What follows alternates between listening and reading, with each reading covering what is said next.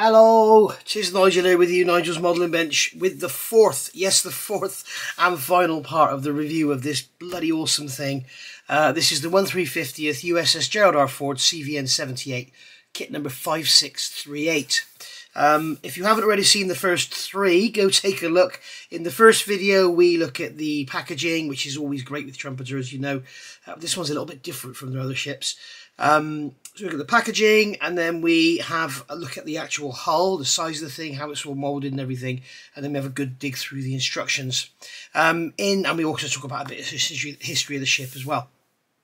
In part two, I thought that was going to be it. We're going to look at all the plastic, but no, we just got through one box A of plastic, which is quite fascinating. I'm trying to give you a very, very deep down look at this kit because I'm so impressed with it myself. The moulding, the slide moulding and everything, it's absolutely stunning. It's very, very good, very nice indeed. It's probably, I would say, yes, I am going to say it, it's the best kit I've ever seen Trumpeter produce.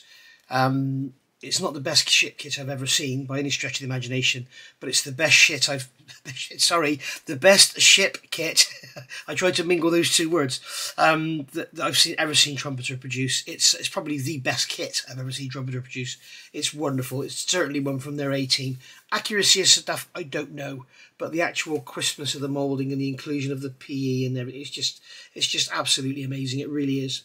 The kit totals 2,375 parts. Yes, 2,375 parts on no less than 85 sprues, and it has 6 sheets of PE, and there's 731 parts on there. So you've got 1,644 parts of plastic, 731 parts of PE. So I know that all of you guys out there that love your PE, you will love this one. I love PE, and you'll see how much I love PE in a forthcoming video very soon.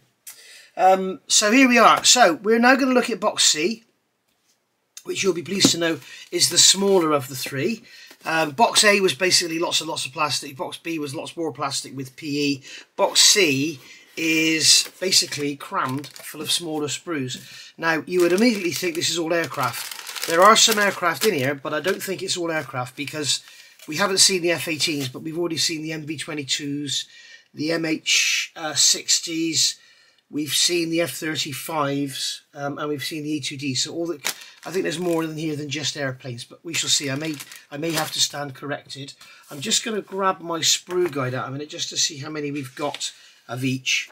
So we've seen the MH-60s, we've seen the E-18Gs, we've seen that one, we've seen that one, we've seen that one. So it's just the F-18Fs and the F-18Es we haven't seen. Yes, so I was wrong, guys. This is basically aircraft, and there's one sprue in the bottom there, and I think that might be the crane, but we shall see. Anyway, so what we've got to do is take pot luck and see which is which. So I'm just going to look because I don't want to open bags unnecessarily. It's going to be very, very difficult to see which is which because, as you can see, the Fs and the E sprues, if you flip that one over, they're practically identical. So we'll just have to take pot luck. So we'll put that box to one side, and we will get our knife and open this bag. So this is going to be quite a big one. But we've got the decals to look at, and I've just stabbed myself in the finger. We've got the decals to look at as well. I've also got the colour codex, which I don't think we've looked at yet, but if we have, we'll look at them again. So here we go. So these are... Somebody was asking in the last video if any of the aircraft were clear. Unfortunately, no, they're all grey. I'm with you, I kind of wish they were clear, then you could have a clear canopy. So these are the Fs, looking at them. Boy oh boy, they do look very, very nice. We have some... As you can see with the aircraft, same as we had on the others, you've got, except the Gs, you've got folded wings and extended wings, but we only get one tailplane. So with this one, you could make a little mould of this, or what you could do is just make up a little leg with a wheel on the end and have this parked in the hangar deck right by the door so you can't see the fact that it hasn't got a tail on it, or even just get a couple of bits of plastic card stick in there, just so you can up the number of planes on your aircraft without spending any more money, because after all, you've spent enough. So we've got the F-18Fs. You can see on here the detail is, the surface detail is beautiful. Yes, I know it's overscale. Of course it's overscale, otherwise, because there'd be nothing there at all, but they've wanted to do something to stop it looking like it's just a blob of plastic. But they look absolutely amazing. We've got those famous vents as well, those air vents over the top of the engines there in between the fins. We've got a couple of drop tanks there on their pylons, and then we've got our main gear and our nose gear there. So very nice to see. Also nice to see in this kit, if you haven't seen the third review yet, the forklifts and everything, they've actually got wheel detail. They've got wheel nuts, hubs, everything. It's just incredible. And then here we got some empty pylons as well. So we're getting 8 of those. So I'm going to see if I can pick out which is which, and then open the bag of E's, and then we're done. Unless we've got one more sprue to look at, haven't we? Okay, so I've taken pot luck, and I'm hoping this one's going to be an F18E, so we don't have to unpack parts unnecessarily. Yeah, it's an F18E. That's cool. Right.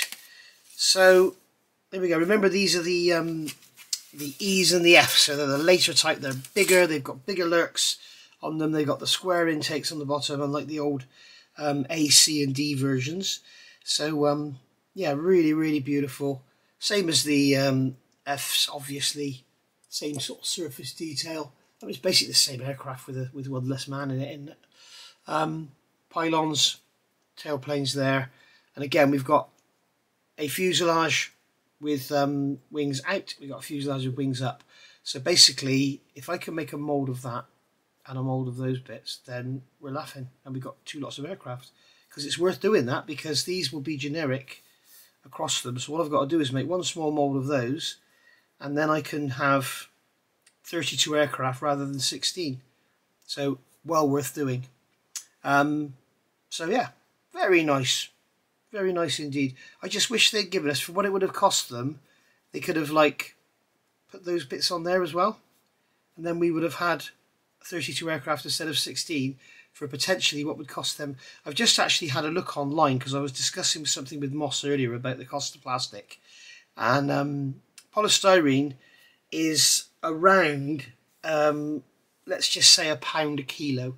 The website I found was in euros, and it said lowest price they'd found was 70 cents, and the highest was €1.20 per kilo.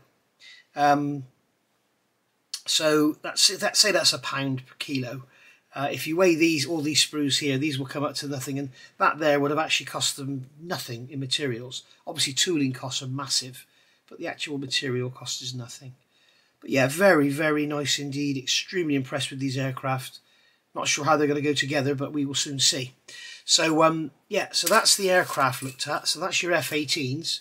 I've got these in 32nd scale. I've got both of them, and I really should build. I've got the Revell one as well that really should just go in the bin, to be honest, because it's an awful kit. And then here, finally, this plastic sprue here. This is the crane. So you can see this is extremely finely moulded. Again, as I say, this is like Trumpeter have knocked this out of the park. You can see we've got the arm of the crane there, the jib, we've got the hook on the end. You see this is all moulded finely as well. So we've got this complete assembly. We've got the pulley there. We'll have to put some lines on this, some easy line or something, or I'll use the model Caston line because it's round instead of flat. But you can see we've got wheels. We've got, are they wheel discs there? I'm not sure what they are. They're probably parts of the pulley system, aren't they? And then we'll probably have photo etch bits and pieces as well. Actually, let's have a quick look in the instructions just to see what we are going to be doing with this one. Here we go. So you can see that is, yeah, that bit there is sort of a flywheel. And then we've got the wheels going on. We have a completely folded up photo etch cab for the driver on the side. There's no interior detail in the cab unless it's in there and it folds up. We have to see. But yeah, the rest of it is all plastic. But you can see that's basically what this is going to make up. So you can see we've got sprue T there. So that is stunning. If you didn't see part 3, we looked at all these tractors and stuff, and the forklifts. They're just, I mean, they've got wheel nut detail on them. I mean, it's just, yeah, unbelievable. Really, really nice. So there we are. So let's have a look at the decals. In fact, I'm going to put all this plastic away. and then I'll come back because I need to have a cough. Okay, so let's have a look at these decals, decals, whatever you want to call them. Decals, stickers, water slide decals, whatever you want to call them. So we've got two rather large sheets in here. You can see this is the first one for the ship, and then I think this one here is for the aircraft. So typical trumpeter style, always carefully done, always sellotaped on, really nice to see. The thing to do here, if you want to make them come apart neatly, is to come in here neatly with a knife, make sure the knife doesn't dig into the paper, and there you go. So we can open that up. It's Trumpeter's own decals, but to be honest with you, I think I would rather paint all of this anyway. For this example, I would quite possibly put down a white line on the deck with an airbrush, just spray it randomly so that you've got like a rough spray pattern, okay? And then mask across that, the same as this is here, and spray your red.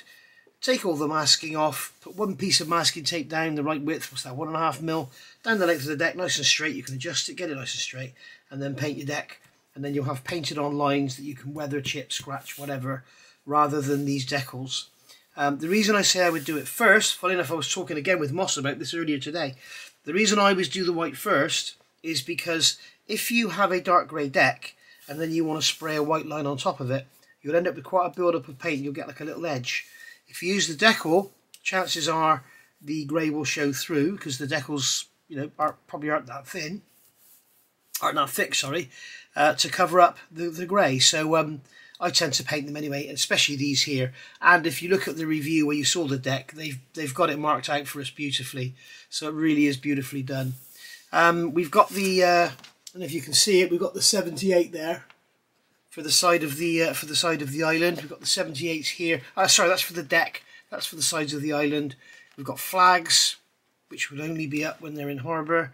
We've got these white lines here. I'm assuming these are going to be frames around parts of the decking, around the guns or something. I'm not sure. These are going to be the hazards going around the edge of your lifts. It looks like they've given us a couple spare. Either that or no, sorry, it's probably one goes around the edge of the deck and one goes around the edge of the actual lift itself. I'm sure somebody will come up with an aftermarket set for this, and also I expect people will be doing 79, 80, 81. A lot of people want to do 80 Enterprise. We've got decals there. I'm not sure what they're for. I'm not sure if we've got anything inside the hangar. That would be nice if we did, but I doubt it because we don't have any walls to put them on. Here it says, beware of jet blast propellers and rotors. I'm guessing that's going to go on the side of the actual island itself. And then we've got these decals here. These are going around the lifts for the ammunition. Something I said in one of my previous videos, which has been picked up by one of you guys. I love it when you pick me up on things, as long as they're of a technical nature. I can't stand it when someone says, you know, it's 25, you said it's 2024. So, I've spent all this money, all this time, and that's all I've got to say. But yeah, if you pick me up on a technical issue, I love that, because if I get something wrong, please, by all means, tell me. As long as you know I'm wrong, not if you think I'm wrong. If you know I'm wrong, then tell me. But yeah, very, very nice indeed. These yellow lines here, you see, spray some yellow down. Get the best yellow paint I know of on the planet is the Outlaw Paints Trainer Yellow. It's absolutely stunning stuff. It covers like for yellow paint, it's the best. That's what I was saying. I was trying to think what I was saying. Somebody was saying, I mentioned that the lifts, these aircraft lifts, were magnetic. They may well be magnetic slides, but I thought they were completely electromagnetic, just like the catapults. But they do actually have cables, so they are lifted by motors as well, unless the motors are just there for stability. But these here certainly are electromagnetic. So there's not really too much technical information about on this. I can't even find I'd love to find a book which would be handy for the modeler, you know, about some technical issues. It's like on the actual ship itself. If we look quickly in the instructions, on the stern of the ship, maybe some of you can tell me, you guys that know these things. Let's go closer to the back. On the stern of the ship, you can see here, we've got all these vertical members going down, and they all look as though they have rubber on them, buffers or something. What are they? Can you tell me what they are, please? I'd love to know. Because I can't think from the life of me what they're for. But anyway, so that's the decal sheet for the. Let me turn that light off. It might make it easier for you to see. So there we go. But that might be easier for you to see. I'll bring it up close to the camera just to walk around, and we'll hover around the detail stuff. There we go. All the way down to the bottom, going across. See those white lines outlining things there. Again, you may want to spray them. And then here we've got the red lines. These are going around the guns and everything, the missiles. It's all sort of boundaries, warning stickers, you know. But yeah, very cool, very, very lovely, very, very cool.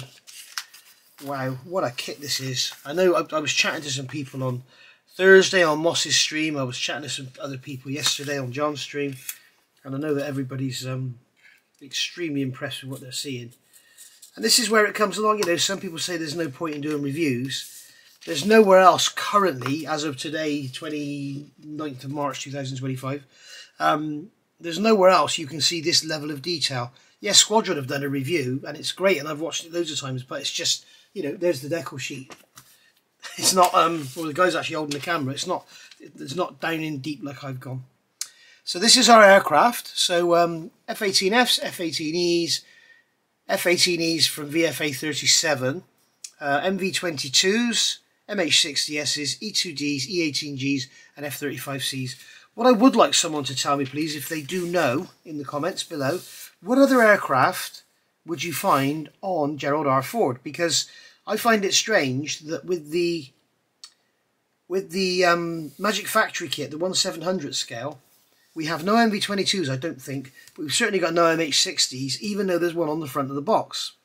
With this kit, you have one of those drones on the front of the box, but there's no drones in the kit. So can anybody please tell me what is going on and what is missing and what we can get to add to this, to add to the complement, because it'd be nice to have a clutter of aircraft, wouldn't it? So there we go. But very, very impressive. And also, when you look here, all very nicely in register. So very nice indeed.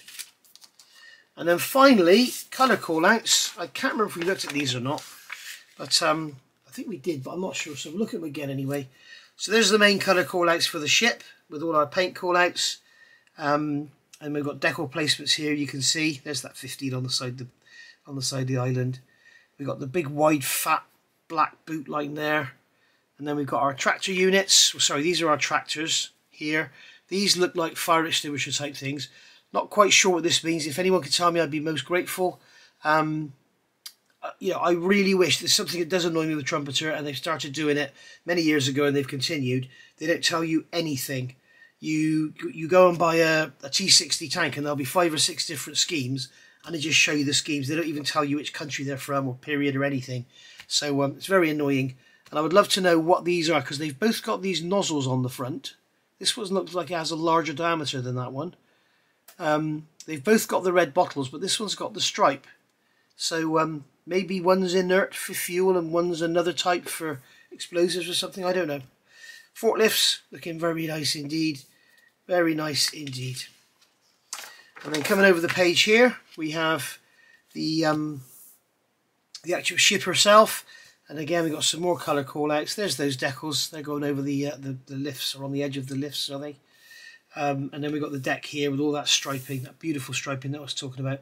And there's the other little narrow white striping I was talking about. So you may want to do some special masking for that. Anyway, there we go. And then moving along, we have the aircraft. We've got our MV-22s, just grey. We've got our F-35s, just grey. F-18Fs, grey. E-18Gs, grey. And we've got some grey E-2Ds, some grey 18Es, some grey 18Es and some grey MH-60s. So yeah, if you want better aircraft, go and have a look at the 3D Wild website. They do some beautiful aircraft, and they're not actually that expensive either. But they're 3D printed, and for example, you get like hollow windows. So you could actually paint the inside and put little dots in there for heads or something if you wanted to. But they are very, very nice.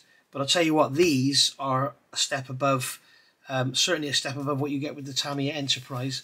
I was thinking about doing another video and comparing parts of this with the Tamiya Enterprise, but let me know if you'd be interested in seeing that, because yeah, the Enterprise was always thought of as such a wonderful, beautiful kit, but I think this is going to knock it out of the water.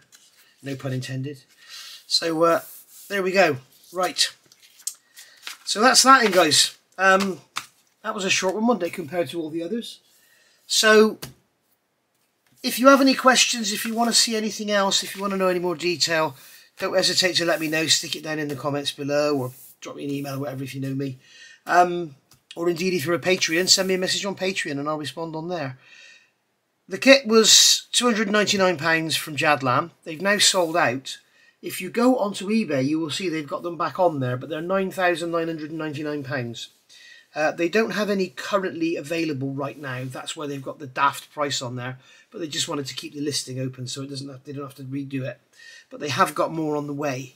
So it's back on the website as a pre-order at £299.99. Or you can go and buy one on eBay for £9,995, but it won't turn up. So you take your choice. Another thing I want to tell you, Matt has emailed me this morning. He's very happy with me at the moment, Matt, because I got this kit from them. I then told you guys that it's there, and it's the only place in the country as of now that you could get one, or as of the other day. I'm not sure about now. But sure enough, they're going to be everywhere soon at some point, but they're just not yet. They don't seem to be. But yeah, he emailed me and said he's got another 10 on the way. So I guess it's going to be a couple of weeks. Something else you'll be interested to know, the 1/200 scale Yamato, which I reviewed way back, he's got those coming in, and he's going to do a special price thing. So you're going to basically use a code that I'm going to give you, and you go and use that code and you'll get money off. But knowing Jadlam, it'll already be a great price. So so bear that one in mind and watch this space. I'll see you all soon. If you are into your ship models, don't forget I have got the 1/350th IJN Takao coming for you. The kit is actually here. It's probably the first one in the country. And it's the deluxe kit, so it's got everything in it, all the bells and whistles, and it's beautiful. And I can't wait to review it, but I want to make sure this cough is gone, because they've given me that kit. It's 170 odd quid's worth, and they deserve a professional review, which is it makes you ask why they send it to me. But anyway, but no, I don't want to be stopping every 4 minutes, bloody coughing. So I will see you all soon. Thank you for watching, and stay tuned for lots more. We've got a Airfix starter set on the way. I'm going to do a build of those two little trucks. I want to do a build of the Lysander. I'm also going to be starting on the Land Rover very soon, because I'm waiting for paint for the I've forgotten the bloody name of it, the Paladin. I couldn't remember the name. I was thinking Panhard. Anyway, I will see you all soon. Thank you for watching. Bye for now.